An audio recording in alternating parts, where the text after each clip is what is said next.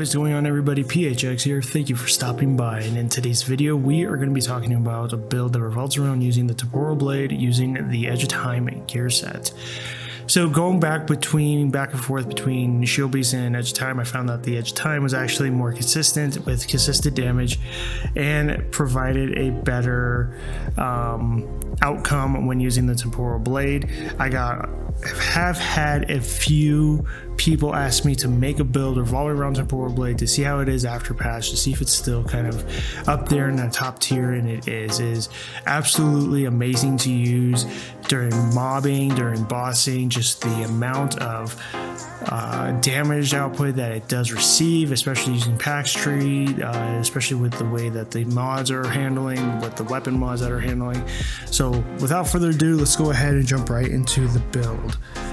So to start off, we'll go over the weapons first. So the first weapon we are using is Time Ripper. It rolls with crit damage, status power, close range damage. It's fully automatic, so not a tactical variant. It automatically rolls with ultimate stiffening. Shots inflict slow on enemies, which is a lifesaver when it comes to mobbing. Deathronome is a top tier mod aside from using Mage's Rage. Ideally, the god roll that you would want on a Time Ripper is having either Deathronome or Mage's Rage in your tier 3 mod slot. But for this, because of the way this rolled, I have Sanctuary, so this does reduce incoming weapon damage by up to 30% and anomaly damage by up to 30% as well. It's not using Sanctuary really is not that bad. It's actually very powerful tier mod. So this is just how I had it rolled, but I did roll Deathronome because it does give you a flat bonus of anomaly power rather than having to use Mage's Rage. Now, again, ideally you would want either Deathronome or Mage's Rage in your tier 3 mod slot and then roll whatever it is in your second mod slot. But for the next weapon we're running the Messenger. This is a tactical variant, very powerful AR, crit damage, long range damage, and then healing received. This rolls automatically with dimensional rockets. Critical shots fire 4 rockets in the direction of 4 closest enemies. And then this one rolled with Mage's Rage in the tier 3 mod slot, and then Deathronome. I also have an Inferno Seed that rolled with Mage's Rage in the 3rd mod slot. But this is definitely something that you want to look for. Preferably for myself, I would rather use a standard variant assault rifle just because of the rate of fire. But again, you know, you pick and choose with the RNG in this game. So for the Messenger did come in handy. It did provide a lot of firepower, did provide a lot of damage to the enemies as well. So those are the 2 ARs that I'm currently running with this build. The pistol is really anything you want to run, you run whatever it is.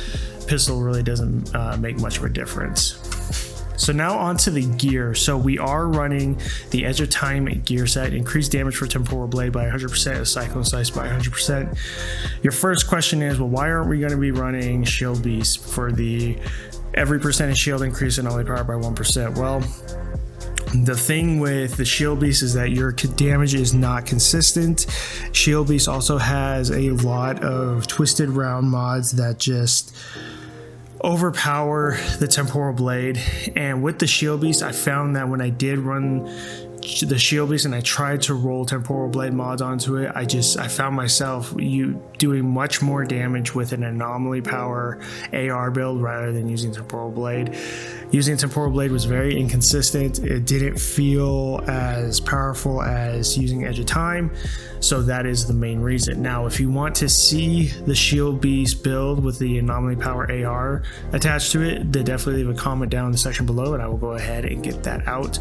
I'll probably go ahead and make that build anyways, make that video anyways, just because I was just overwhelmed by how powerful the AR on an anomaly power focus build was. It was just astronomically insane. But I digress. Moving on with the Edge of Time gear sets and moving on into the Temporal Blade surrounding, we are running the goggles of the Edge of Time, anomaly power, cooldown reduction, and skills life leech. We have double slice, damage enemies are additionally cut with anomaly slice, dealing 50% damage. And then we have our Hunt the Prey, teleporting instantly replenishes magazine or current weapon. And then we have Danger Close, grants a 6% anomaly power bonus for each enemy in close range, stacks up to 4 times. Then we have the Armor of the Edge of Time. We have Rebound, which is the throwaway mod for the Cyclone Slice. This also rolls with Anomaly Power, cooldown reduction, and Skills Life Leech. We have Arms and Anomaly. Critical shots increase your Anomaly Power by 278,000 or X amount for 6 seconds. And then we have Captain Hunter, increase your damage against elites by 16%. Pants of the Edge of Time rolls with Anomaly Power, cooldown reduction, and Skills Life Leech. Damage Absorber, which is one of my favorite defensive mods, so I highly recommend you run this. Increase your armor by X amount and resistance by 10%. Strong Slice, Temporal Blade, increase the skills damage by X amount. And then Temporal Blade, the skill can be activated one more time before triggering the cooldown. Next, we've got the Tuco Bracers rolling with Anomaly Power, cooldown reduction, and status power. Cut Loose, Temporal Blade reduces skills cooldown by 20%. Anomaly Echo grants X amount of firepower and X amount Anomaly Power bonus on skill activation for 6 seconds. And then we have Dum Dum Bullets, increase assault weapon damage by 12%. And then lastly, for the boots, we have Anomaly Power, Skills Life Leech, and then cooldown reduction. We have Temporal Armor, boost armor by 8% for each affected enemy, last 6 seconds, stacks up to 4 times. And then we have Phantom Dash, and then we also have Circle of Power, boosts your resistance by 10% every time you use a skill, stacks up to 3 times, and deteriorates every 7 seconds. So not a bad mod. Increasing your resistance for a stack for up to 30% is actually very powerful, and it also helps you mitigate a lot of damage as well.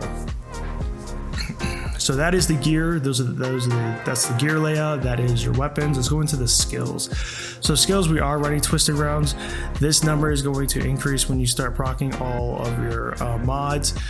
And then we have Hunt the Prey for that instant reload, giving you that shield as well. And then we also have Temporal Blade, paralyze and slice enemies in front of you, dealing X amount of damage and inflicting slow and interrupt to all targets. As you can see, that we are currently at a 2.2 million damage.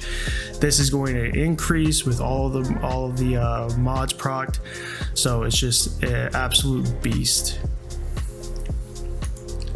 Now for your class tree, as you can see, we are running a bottom tree trickster class tree going up to Reaver.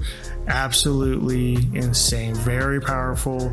Running our Anomaly Power concentration nodes, our resistance piercing nodes. You could run, if you didn't want to run Twisted Rounds, you could run a deception skill like Venonator's Knife or Time Rift, one of those two to get that 50% Anomaly Power bonus activating it. Otherwise, you could throw this somewhere else if you really wanted to, probably like activating your movement skills, increase your resistance piercing, or going to Shielded Readiness if you really wanted to. Next, we've got activating, going in with our resistance piercing, get concentration node going down into Combat Shield's timeline, activating your movement skill, increases armor power by 50% for 10 seconds. Keep on moving through the skill life leech, concentration nodes, moving on to Anomaly Acceleration. When your damage skills ends, increase your Anomaly Power by 50% for 10 seconds. Going to skill life leech, Scion of the Void at the end of any damage skill, increase your armor piercing by 30% and resistance piercing by 25% for 10 seconds. And then your firepower is increased by 50% of your anomaly firepower. And then we also have Altered Executioner. For each enemy in close range, your anomaly power is increased by 6%. Shielded Readiness, I didn't really like using Shielded Readiness. I felt like my damage mitigation dropped heavily when I did use it because I was heavily relying on the shield rather than actually making or regaining my health back. So this, up to you whether you want to run your firepower or whether you want to run this Shielded Readiness. So completely up to you. Next, for the PAX Tree, we are running top tier PAX Tree. We have got damaging enemies with damage skills, increase your damage by 10% for 5 seconds, moving down to reactive shielding, into phasing, into harrowing, and then lastly going into spectral spike. This is where the preem of the build comes in because damaging skills have a 100% chance to deal additional damage equal to 50% of your anomaly power. Consecutive triggers on the same enemy stack, dealing more damage up to 750% every half second with a half-second cooldown. So when you saw the Arbiter gameplay, you saw that his chunks of health were just starting to get bigger. The numbers started to get higher because of the consecutive triggers on the same enemy stack, dealing more damage up to 750%. And this also includes using your AR, using your weapons against the enemy. It's consecutive. So whether you're using your ARs to provide that damage or using your skills to provide that damage, it's all going to sync together. It's not going to be one or the other. If you're constantly providing firepower towards the Arbiter, and then you're using your skills. It's all going to link together, so there's no need to worry about losing your damage stacking.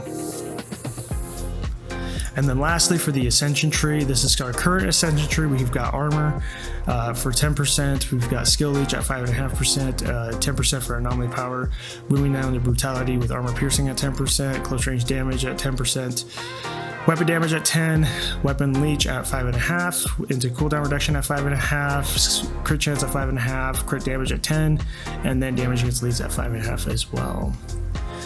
But again, guys, that is it. That is the build in a nutshell. I really hope you enjoyed it. I'm having a lot of fun using the Temporal Blade. Temporal Blade is a very beastly type skill to use. This build is very beastly even after patch. You're still proccing 20 million, 30 million, 35 million, up to 40 million damage against the Arbiters. Millions of damage against mobs. So yeah, it's still beastly, very beastly if you were looking to use your skills and using your Temporal Blade against going through the Trials of Gritar. But again, guys, that is it. That is all I have for you. I really hope you enjoyed the video. Definitely leave a comment down in the section below if you want to see the Shield Beast build. I will go ahead and put that out sometime this week. And then other than that, that is all I have for you.